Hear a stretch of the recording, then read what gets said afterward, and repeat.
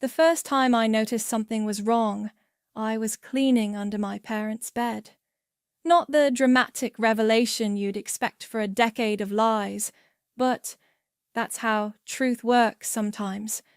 It sneaks up on you while you're choking on dust bunnies.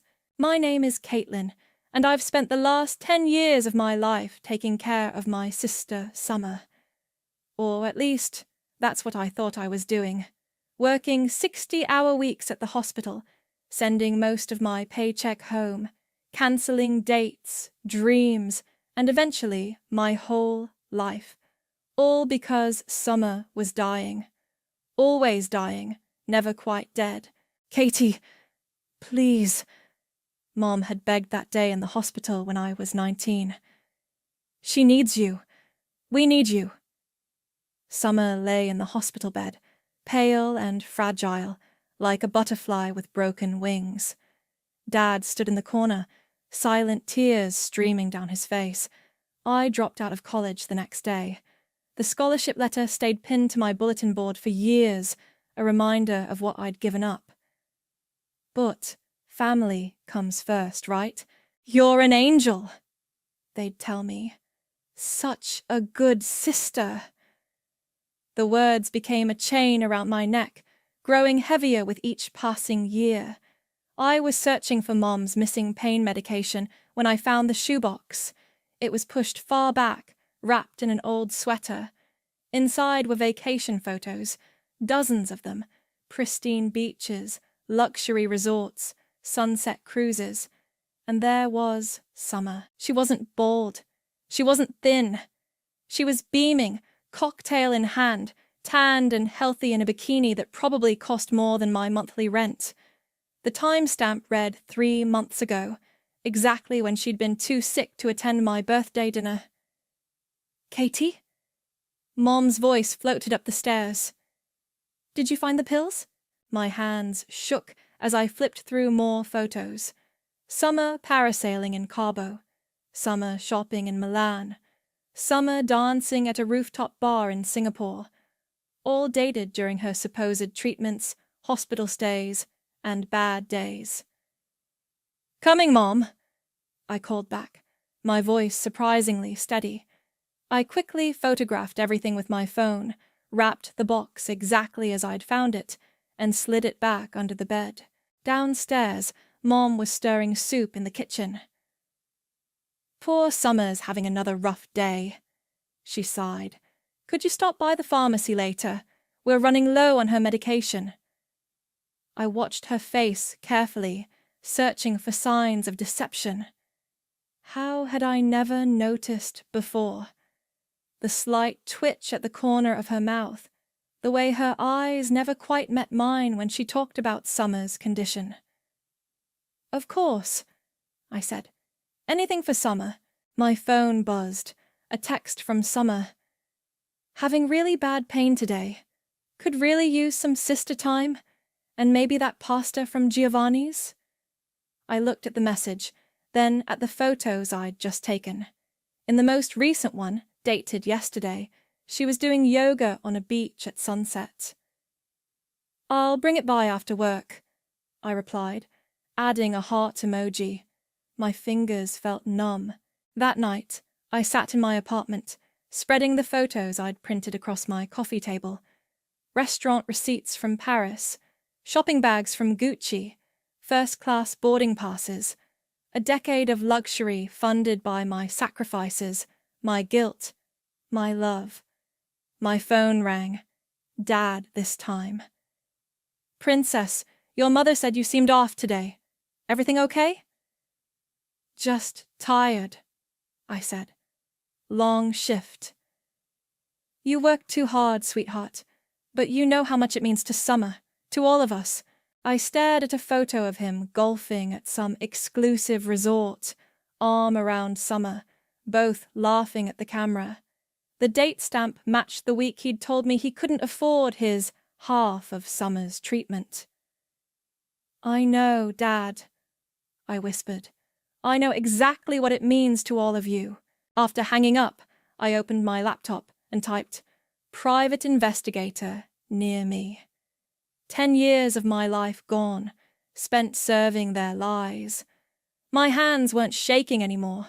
In fact, they were perfectly steady as I clicked on the first result. The next morning, Summer posted a photo on Instagram. Her in bed, looking pale and drawn, with the caption, "Some days are harder than others. Blessed to have such a supportive family." Chronic illness. Warriors. I clicked like and left a heart comment, just like always. But for the first time in 10 years, I felt something new stirring in my chest. Not guilt, not worry, not love. Something colder, something sharper, something that felt an awful lot like revenge. The private investigator's office smelled like coffee and old papers.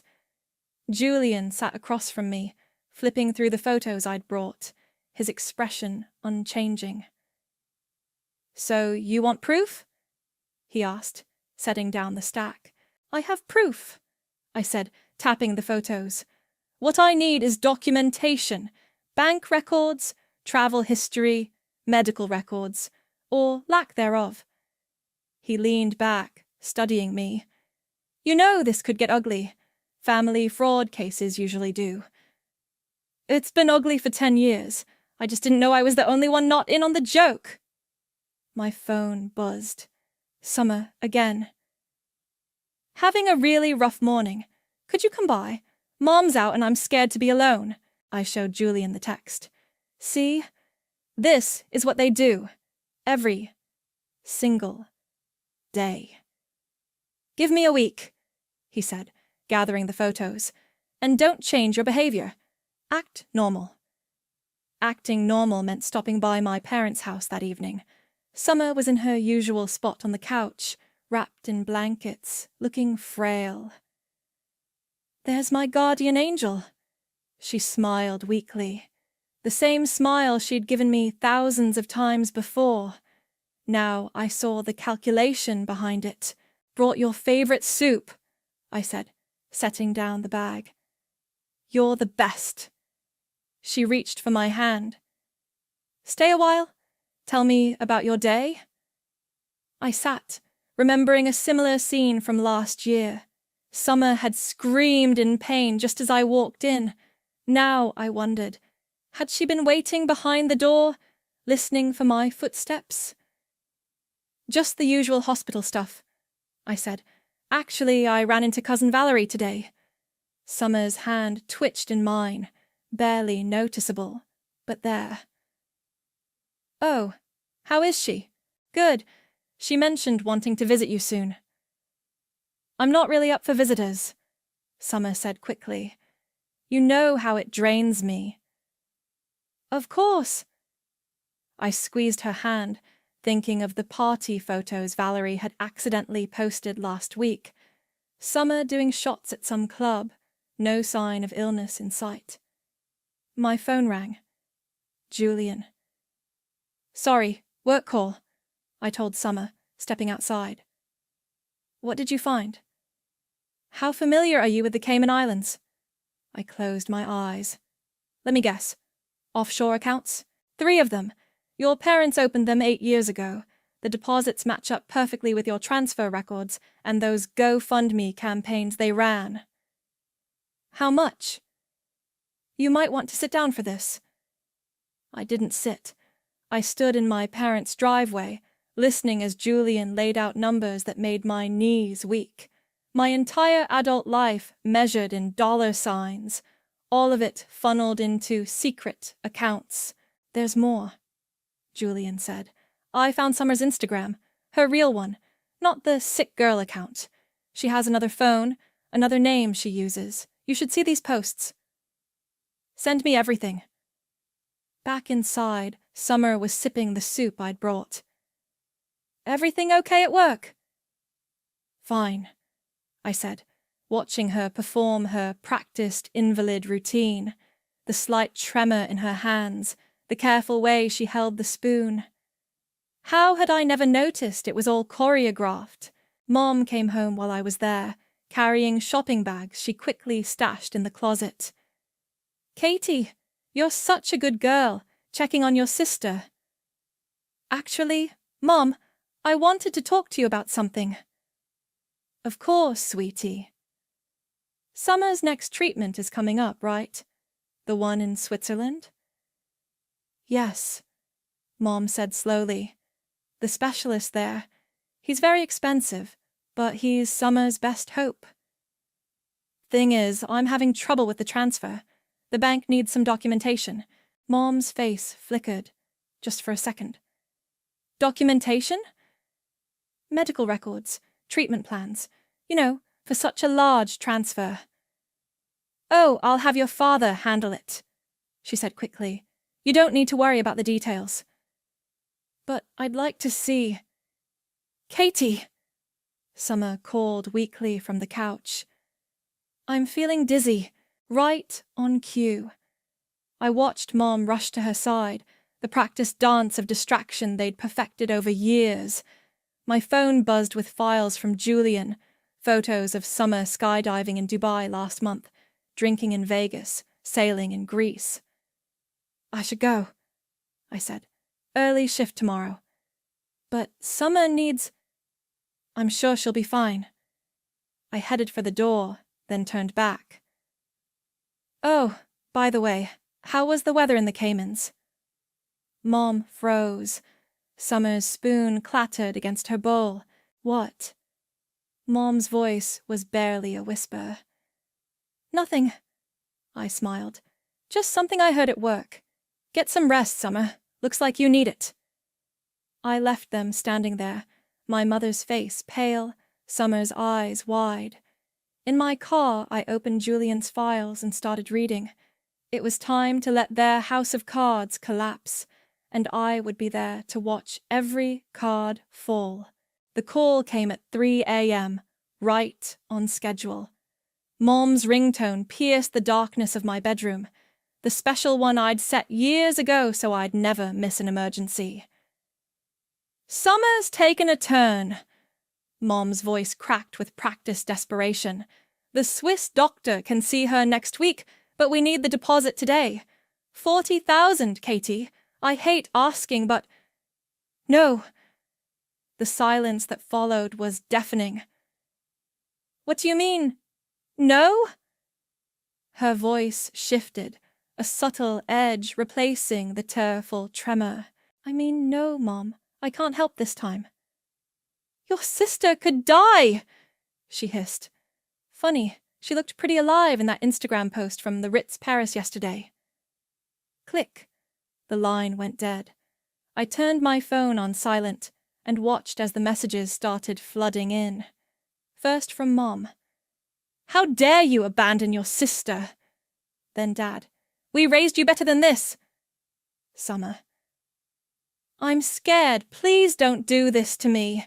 They took turns, good cop and bad cop, guilt and rage, just like they'd done for 10 years. But their words felt different now, like watching a movie you've seen too many times. You start noticing the strings holding everything up. At work the next morning, Travis caught me staring at my silent phone. Earth to Caitlin. He waved a coffee cup in front of my face. You okay? You look like you've seen a ghost. More like I've stopped seeing one. I showed him the latest text from Summer, a selfie in bed, looking pale and tragic, captioned, I thought my sister loved me. Damn, Travis whispered, sitting down. So it's all been fake? The whole time? Every single second. I pulled up the photos Julian had sent.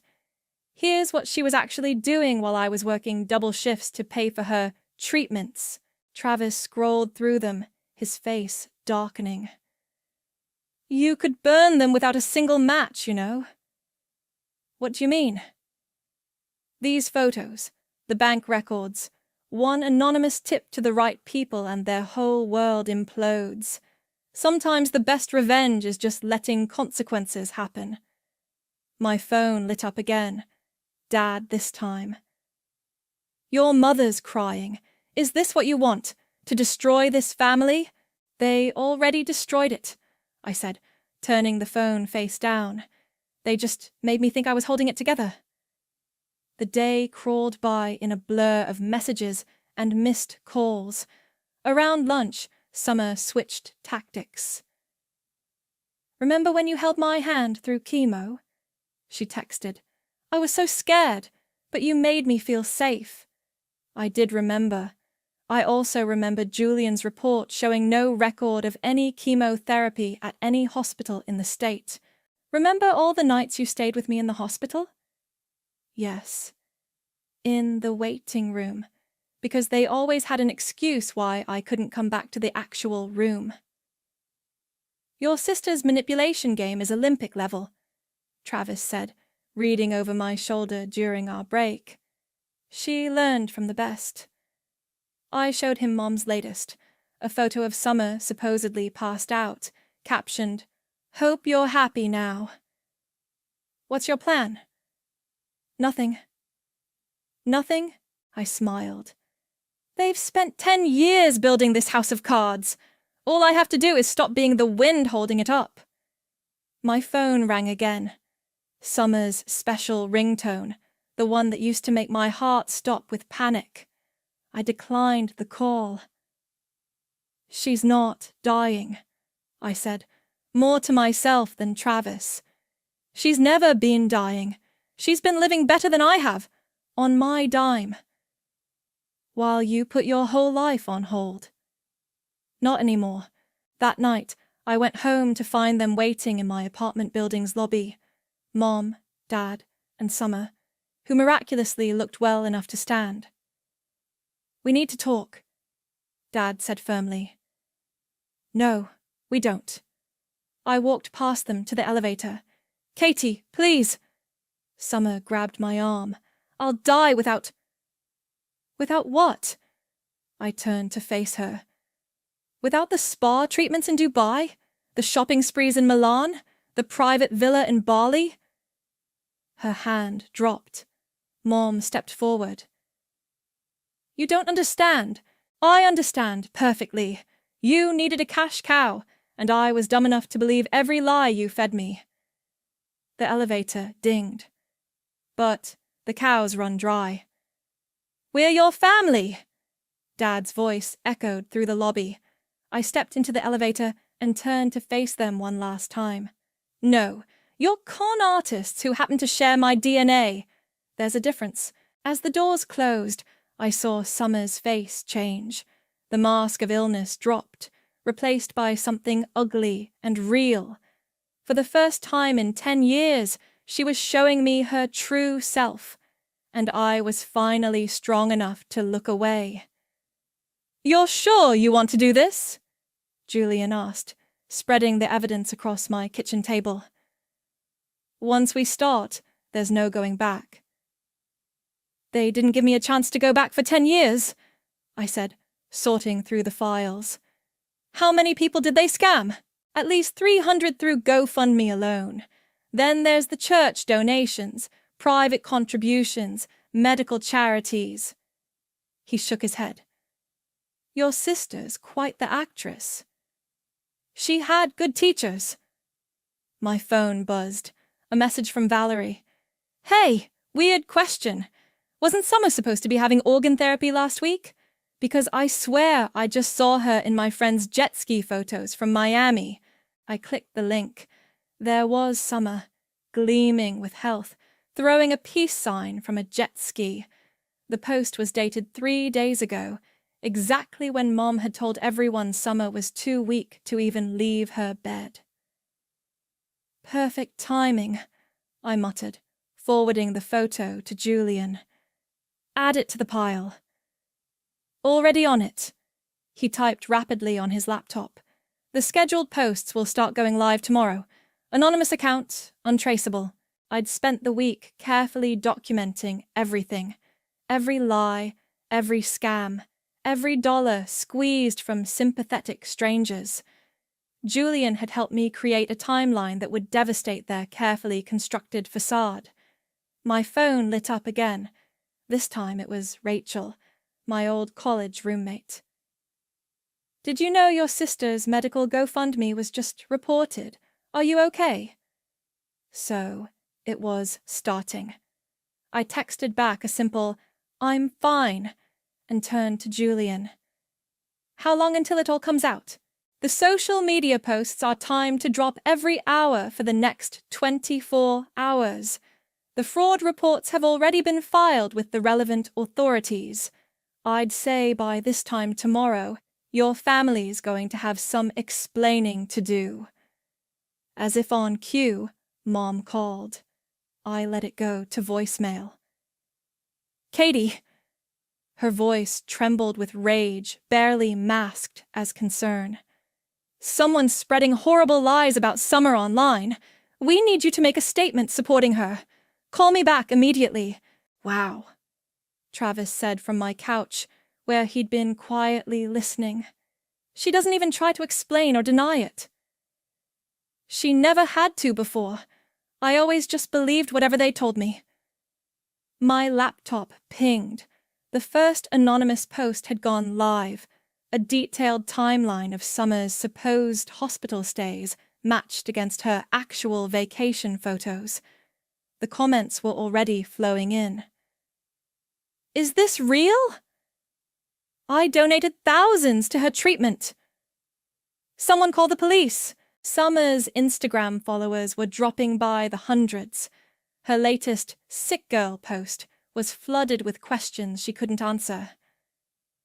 Watch this, Julian said, pulling up a video. It was security footage from a luxury resort in Bali, dated during Summer's supposed critical surgery last year. She was doing cartwheels on the beach. Send it, I said. The video went live as Dad called. Princess, we need to talk. These awful rumors. Aren't rumors, Dad. How was Bali? Silence. Then, you're making a mistake. No. My mistake was believing you for 10 years. I hung up as another message came through from the local news station. They wanted to interview me about the developing story of medical fraud. Miss Holmes? A voice called from my apartment door. This is Detective Rogers. We'd like to ask you some questions about your sister's fundraising activities. Julian gathered his files. That's my cue to leave. You ready for this? I opened the door to find two serious-looking detectives in the hallway. Behind them, I could see my mother running up the stairs, her face twisted with panic. Katie! She called out. Don't you dare! Come in, detectives, I said, stepping aside. I have everything documented right here. Mom reached the door just as I closed it in her face. Through the wood, I could hear her screams turning to sobs. Start from the beginning, Detective Rogers said, taking out a notebook. I sat down at my kitchen table, where the evidence of their decade-long con was spread out like a twisted family album. 10 years ago, I began, my sister told us she was dying. The detective's pen scratched across paper as I talked. Outside, Mom's sobs had turned to threats, then pleading, then silence. My phone buzzed continuously with messages from friends, reporters, and strangers who'd been scammed. Travis squeezed my shoulder. You okay? I looked at the latest notification. Summer's Inspirational Survivor Instagram account had been suspended for fraud. You know what? I said. For the first time in 10 years, I actually am. The detective looked up from his notes. Ms. Holmes, given the scale of this fraud, we are going to need you to come down to the station to make a formal statement. I grabbed my coat, leaving my still buzzing phone on the table. Let them call, let them threaten, let them beg. I was done answering. They ambushed me in the hospital parking lot after my shift. Mom, Dad, and Summer, all pretense of illness gone from her face. She looked healthier than I'd seen her in years, which said everything. How could you? Mom's voice shook with fury. Do you know what you've done? Exactly what you taught me, I said, keeping my phone recording in my pocket. I learned from the best, didn't I? We protected you. Dad stepped forward. Everything we did was for this family. Really? I pulled out a stack of papers from my bag. Was this first-class ticket to Mauritius for the family, or the private yacht rental? Or wait, how about this spa retreat in Switzerland during Summer's supposed chemotherapy? You were always just the money faucet, Mom hissed, dropping her maternal mask completely. Too stupid to question anything, too guilty to say no. The perfect mark. Summer laughed, a cold, sharp sound I'd never heard from her before. God, you were so easy. One little whimper, one "I'm scared, sister," and you'd empty your bank account. While you emptied everyone else's, I said, pulling out my phone and stopping the recording. Thanks for that confession, by the way. The detectives will love it. Mom's face went white. You didn't. I did. Just like I did this. I opened my email and showed them the message I'd just sent to every local news station, complete with bank records, travel receipts, and those lovely vacation photos you tried so hard to hide. We're your parents. Dad grabbed my arm. After everything we've done for you. Everything you've done to me, I corrected, pulling away. And here's what I've done for you. I handed them each a printed spreadsheet. 10 years of lies, itemized. Every dollar, every trip, every fake treatment, with dates, receipts, and witness statements. The IRS has a copy. So does the FBI's fraud division, and GoFundMe's legal team. Summer ripped her copy in half. You think anyone will believe you over us? I'm the sick girl. I'm the victim. Not anymore. I showed her my phone screen. Her social media accounts were being flooded with evidence. Her followers were dropping by the thousands. Check your email. Those sponsorship deals you had? All cancelled. Turns out brands don't like being associated with fraud. You're destroying us, Mom whispered. No, you destroyed yourselves. I just stopped covering for you. Dad tried one last time. Princess, please, we can explain everything. We just wanted to give Summer a better life. By stealing mine, I turned to face him fully.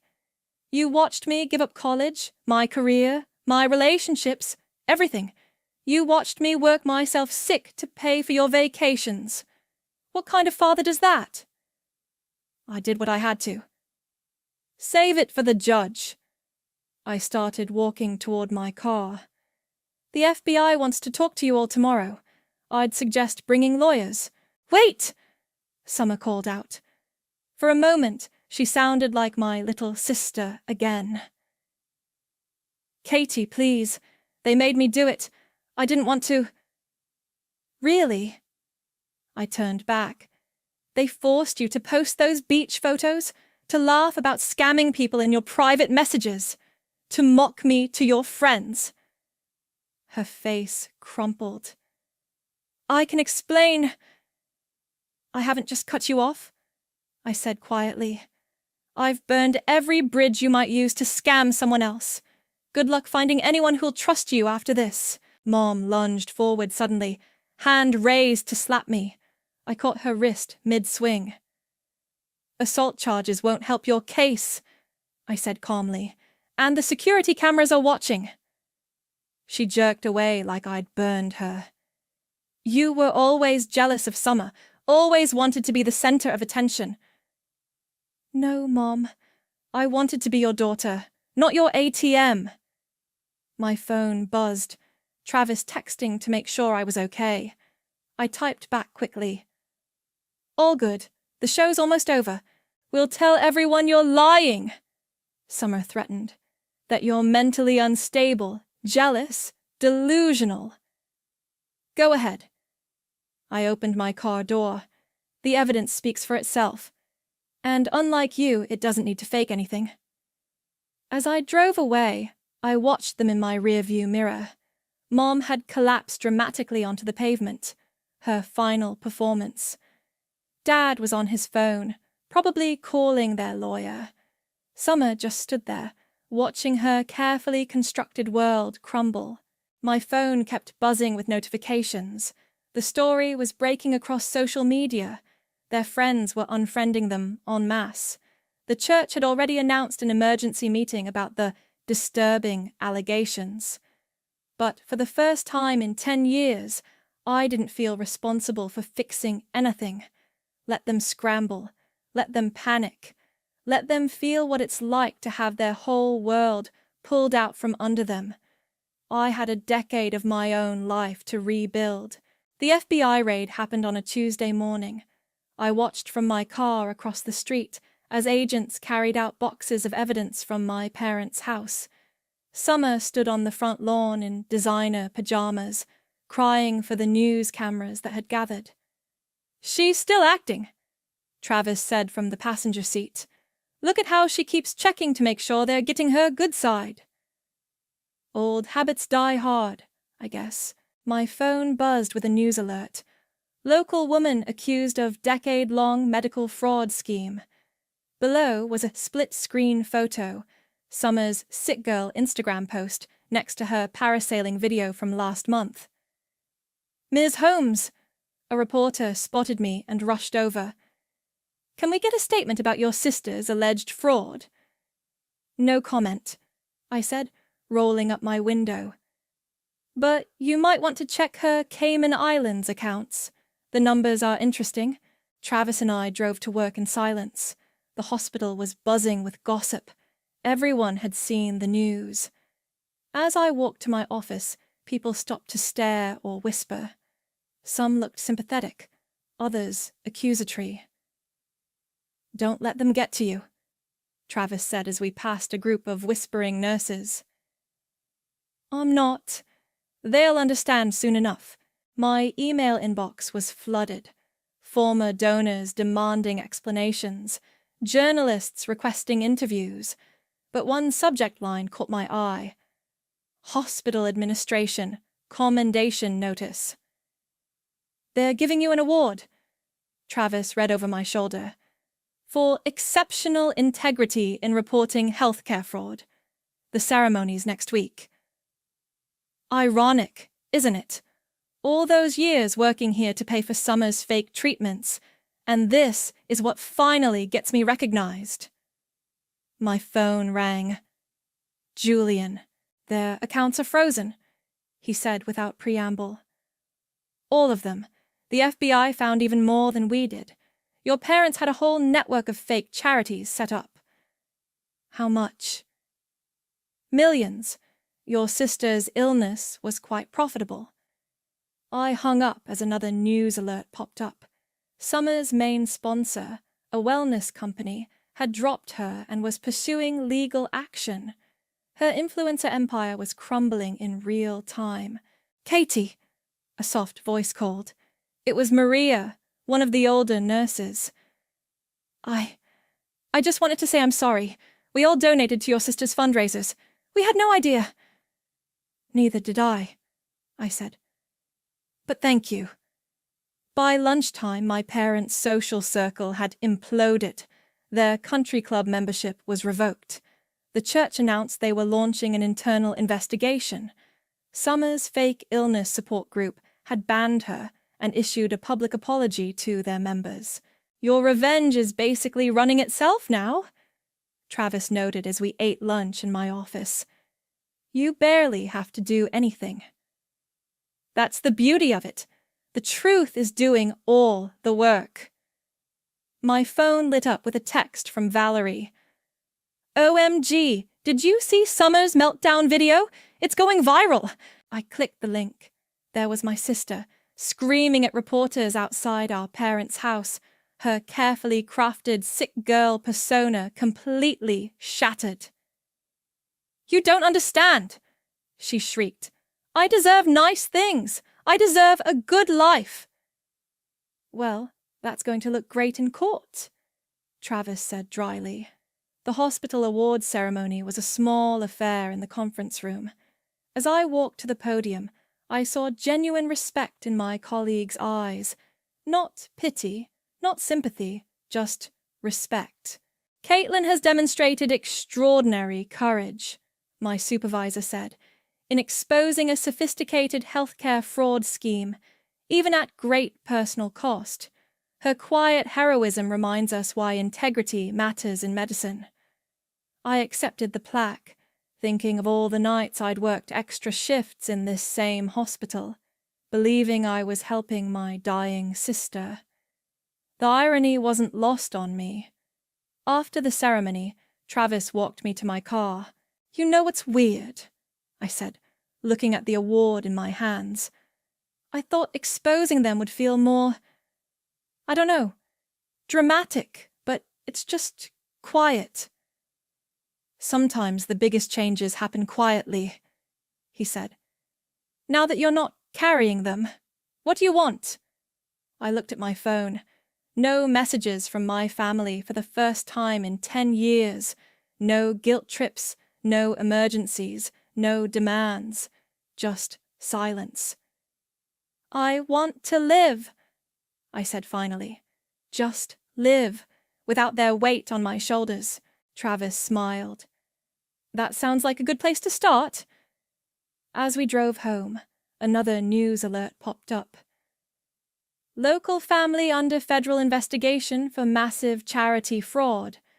The photo showed my parents being escorted into the FBI building, Summer trailing behind them, all their designer clothes and practiced poses useless now. I turned off my phone and rolled down the windows, letting the evening air wash over me. Tomorrow would bring more drama, more revelations, more consequences, but for now, I just breathed in the quiet. The courthouse steps were crowded with reporters when Summer arrived for her arraignment. She'd tried to resurrect her sick girl act one last time. Pale makeup, wheelchair, trembling hands. But the performance fell flat as she tripped getting out of the car, cursing in a very healthy voice. "Ms. Holmes!" The reporters swarmed. "How do you respond to allegations that you faked your illness for financial gain?" "No comment," her lawyer said, trying to hustle her inside. I watched from across the street with Travis and Julian. Summer spotted me and froze, her fake fragile expression cracking. "Your sister's quite the performer," Julian observed. "Too bad the FBI has video of her dancing at a club last week." Inside the courtroom, I sat in the back row as the charges were read. Wire fraud, mail fraud, money laundering, conspiracy. The list went on for nearly 10 minutes. "How do you plead?" the judge asked. Summer's lawyer stepped forward. "Your Honor, my client was under the influence of her parents. She was manipulated from a young age to participate in their scheme. We request leniency considering—" "That's a lie!" Mom stood up from her seat, designer suit wrinkled from her night in jail. "It was all her idea. She came to us with the plan." The courtroom erupted. Summer spun around, screaming back at Mom. Dad tried to separate them. Their lawyers looked ready to quit on the spot. "Order!" The judge slammed his gavel. "One more outburst and you'll all be held in contempt." Summer turned back, tears streaming down her face, real ones this time. "Not guilty, Your Honor." Mom and Dad entered the same plea. The judge set their bail at amounts that even their hidden accounts couldn't cover. As they were led away in handcuffs, Summer caught my eye again. "Katie," she called out, "please, you have to help me. I'm your sister." I stood up slowly. The courtroom fell silent. "No," I said clearly. "You're not. You're just someone who used me for a decade, and now you get to face the consequences." "I'm sorry," she sobbed. "I'll do anything, please." Forgiveness is earned through suffering, I replied. You haven't bled yet. The bailiff led her away, her screams echoing through the courthouse. They sounded empty now, powerless, just like all her acts had been. Outside, Travis handed me a coffee. You okay? Better than okay. I watched as my parents were led to separate police cars. It's finally over. My phone buzzed, a message from one of Summer's former friends. You should see this. She'd sent me a video from 3 years ago. Summer was at a luxury resort, lounging by a pool with friends. God, it's so easy! Summer laughed in the video. Katie's such a sucker. One little, I'm scared, and she sends thousands. She actually cancelled her vacation to Paris to pay for my treatment. Meanwhile, I'm heading there next week. The friends in the video laughed. You're so bad. Please, she's living some sad little life while I'm living the dream. She should thank me. At least someone in the family is doing something interesting. I turned off the phone. Send that to the prosecutor, I told Julian. Add it to the evidence pile. Already done. He smiled grimly. Your sister's going away for a long time. The next few hours were a blur of prosecutor meetings and witness statements. By evening, the news was everywhere. Social media influencer and family face. Decades in prison for million-dollar medical fraud. As I left the courthouse, a final text came through. From Summer, somehow still having phone privileges. I hate you. You've ruined everything. I hope you're happy with yourself, you jealous bitch. You were always jealous of me. Always wanted what I had. Well, guess what? Even in prison, I'll still be more interesting than you'll ever be. I showed Travis the message. Should I respond?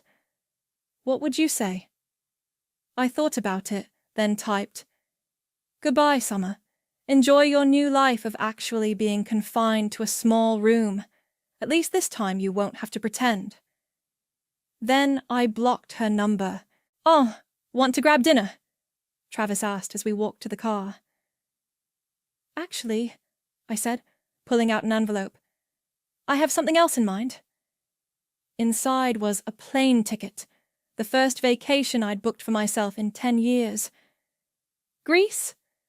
Travis read over my shoulder. When do you leave? Next week. I paused. Want to come with me? He grinned. I thought you'd never ask. As we drove away, I caught one last glimpse of Summer being led to a prison transport van, still screaming, still trying to manipulate anyone who would listen. But I wasn't listening anymore. I had a life to start living. And she had a long time to think about why she'd lost hers. The Santorini sunset painted the white buildings gold as I sat on my hotel balcony, updating my blog. Surviving Family Lies had gained quite a following since I'd started sharing my story anonymously. Still working? Travis emerged from the room, carrying 2 glasses of wine. Just finished today's post. The comments are flooding in. I showed him my screen. Apparently, we're not the only ones who've dealt with family fraud. My phone buzzed, a message from Julian. Thought you should know, your sister's appeal was denied. She's serving the full 15 years. Good, Travis said, reading over my shoulder. What about your parents? 10 years each, plus restitution. They'll be paying back everyone they scammed until the day they die. Another message popped up, from Valerie. Katie, you need to see this. The old shoebox turned up in your mom's belongings at the jail. Look what was inside. The attached photo made my stomach turn. Fresh airline tickets, booked in Summer's name for next month. They'd been planning another scam, even as everything was falling apart. Some people never learn, Travis said quietly. No, I agreed, but I did. My laptop pinged with a new comment on my blog. How do you move forward after discovering your whole family betrayed you? I took a sip of wine, considering my response. Below us, tourists wandered the narrow streets, their laughter floating up on the warm breeze. You know what I realized? I said to Travis. Silence was my sharpest weapon. Not confrontation, not anger, just stepping away and letting truth do its work, like watching a house of cards collapse on its own. Exactly. I started typing my response. Moving forward isn't about forgetting. It's about reclaiming your story. They wrote the first chapters, but you get to write the rest. My phone lit up again, a news alert about Summer. She'd tried to start a prison blog about being wrongly convicted, but the warden shut it down after finding she was trying to solicit donations from sympathetic readers. Still running schemes. Travis shook his head. But not my problem anymore. I closed the news app and opened my camera instead. Smile. The photo captured everything. The sunset, our wine glasses, genuine happiness. I posted it to my new private Instagram account, followed only by people I actually trusted. Speaking of trust, Travis said, reaching into his pocket. I've been wanting to ask you something, but before he could continue, another message from Valerie interrupted. There's more. Your mum's been writing letters to her old church friends, claiming Summer's getting worse in prison, trying to set up some kind of commissary fund scam. I laughed. Actually laughed. They really can't help themselves, can they? Does it still hurt? Travis asked softly.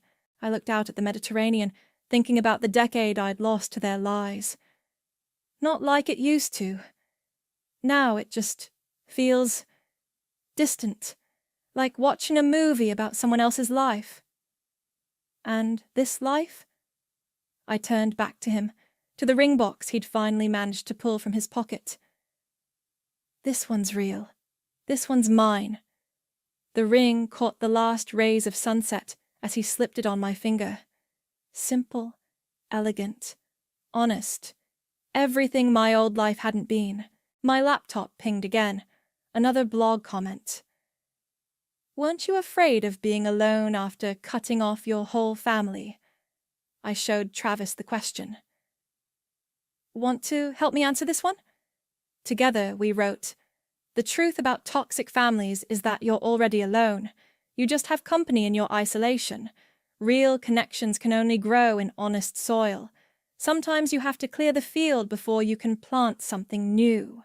As if on cue, my phone buzzed with messages from my new support system. Julian, Valerie, my hospital colleagues, friends I'd reconnected with after breaking free. Each one a genuine relationship, built on truth instead of manipulation. Ready for dinner? Travis asked, standing and offering his hand. I took one last look at my laptop screen, at the blog that had helped me process everything. At the last line I'd written, some people never stop faking it, but I'm done starring in their story. This one belongs to me, now. I closed the laptop and took Travis's hand. Below us, the village was coming alive with evening light and music. Real music, real joy, real life. You know what? I said, standing. I really am ready. We left the balcony hand in hand, leaving my phone and laptop behind. Whatever schemes my family tried next, whatever lies they spun, whatever roles they tried to cast me in, none of it mattered anymore. This was my story now. And it was only just beginning.